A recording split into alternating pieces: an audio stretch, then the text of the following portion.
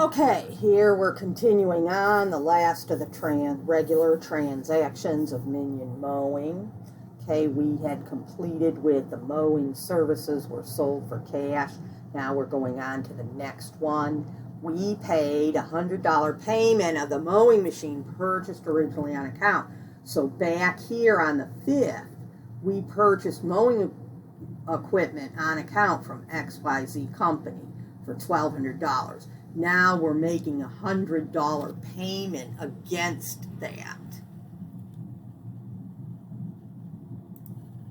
Okay, so what are we giving up?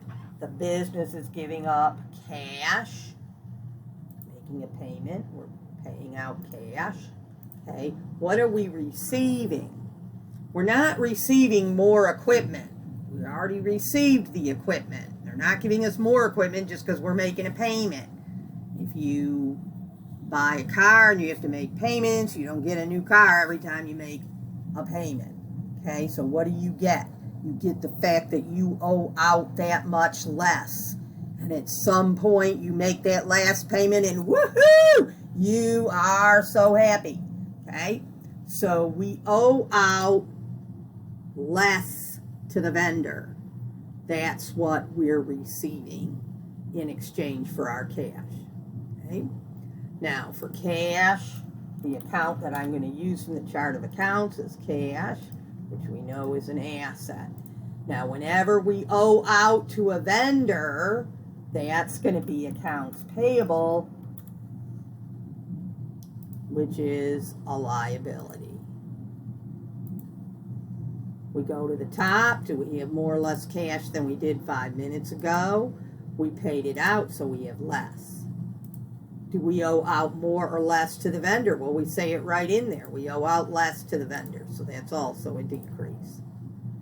Now I have to look up. I have a decrease in an asset. That's opposite of increase, so that'll be a credit. I have a decrease in a liability.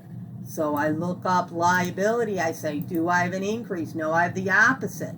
So I have to use the opposite of credit, which is debit. I have one debit and one credit, so yes, I balance. If I had 2 debits or 2 credits, I would not balance. I would have to say no, and then you got to find your mistake because you cannot move on if your debits don't equal your credits.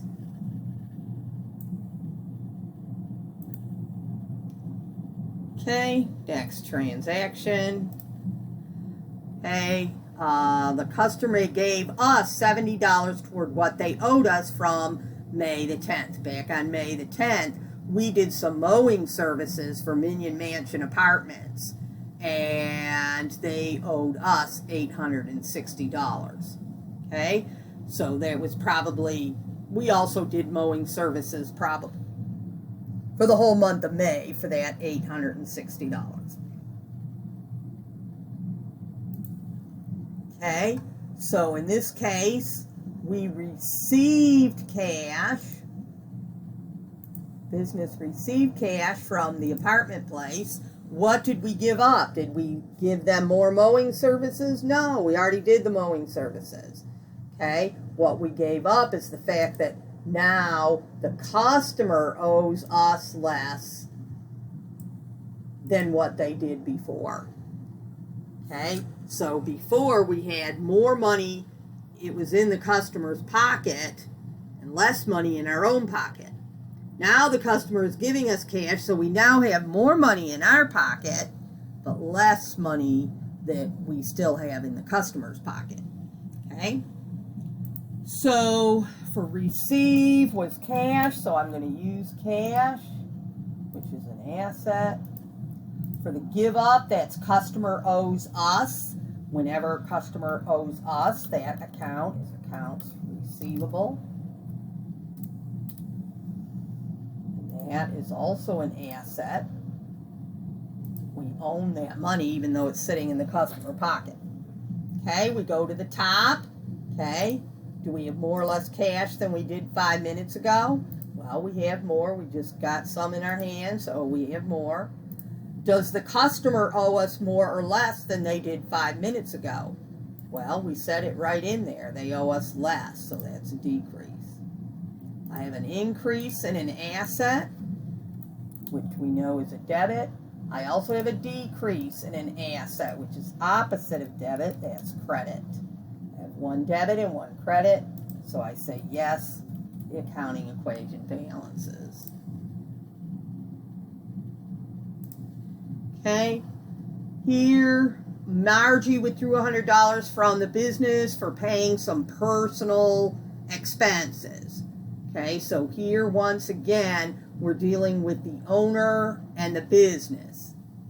Okay, this doesn't involve vendors, it doesn't involve customers, the owner and the business. So we have to remember that we draw our big circle, that's the owner, that would be Margie. And we draw the inner circle, that's the business, Minion Mowing. And we draw an arrow, where is the cash going from and to? Well, in this case, it's going from the business to the owner. Okay, the owner withdraws from business. The arrow is going from the business to the owner. So the business, when we say, is the business receiving or giving up cash, the business is giving up cash. So when you go here, okay, you have to put the cash part in the correct place. Okay? Cash. The business is giving up cash. If you got your cash in the wrong place, the whole rest of the transaction ends up getting messed up and being wrong. Okay? So, always make sure that you draw your circles and make sure, is the business receiving cash like an owner investment, or is the business giving up cash? Not the owner. We don't care if the owner is receiving or giving up cash. Is the business receiving or giving up cash? So in this case, the business is giving up cash. What are they receiving? That there's less of a stake in itself. Okay? However, we can just put owner withdrawal. Makes it easier. Okay? Now, for the give up, for the account, cash, we're going to use cash for cash, and that's an asset. And for owner withdrawal, we look on the chart of accounts. That would be an owner equity account, and we're going to use MM drawing.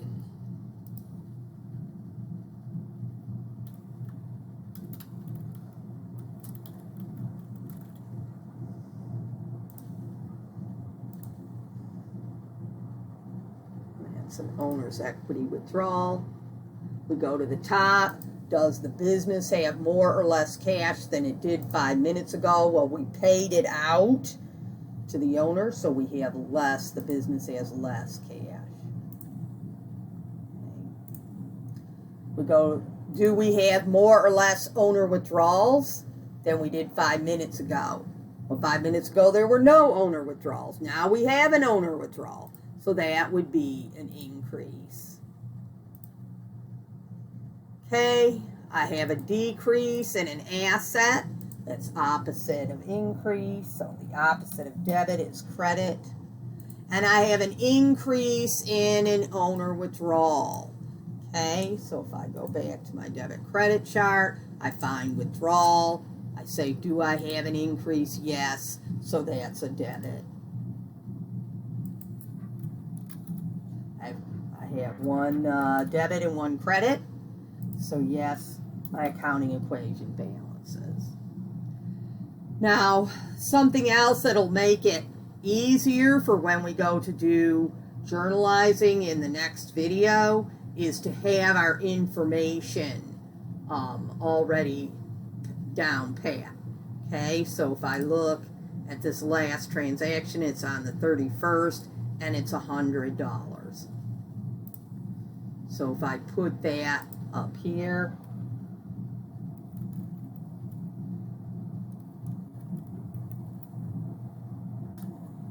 okay, so when I go to journalize that, I know the date and I know the amount. Okay, so the The second from last transaction was $70 on the 25th.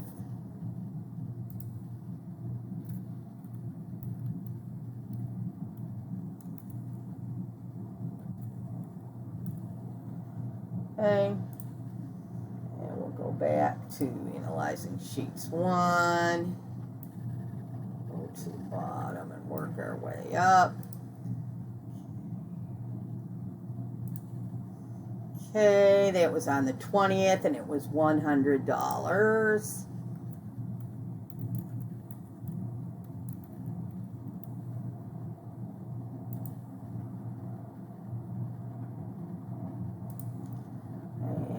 Before that was on the 18th for $620.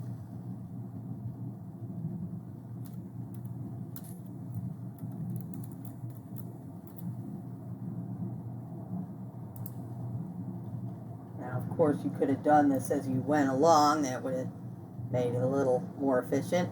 Okay, the next one was the 15th, $80.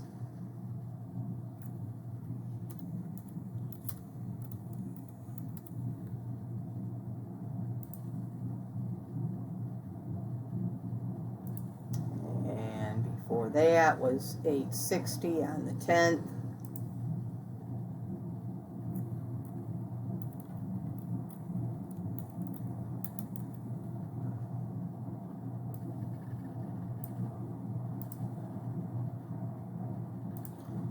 And before that was on the 8th, $150.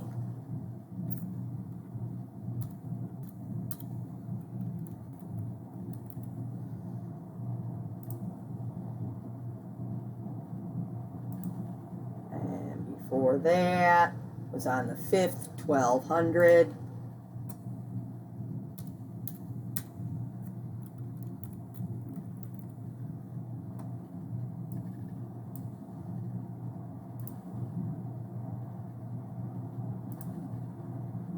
And $200 on the 2nd, $5,000 on the 1st.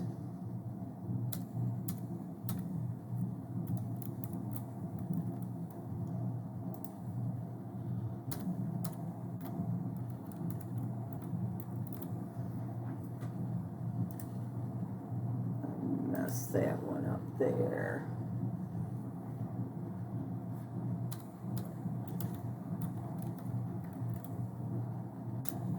Okay, so now we are finished with analyzing.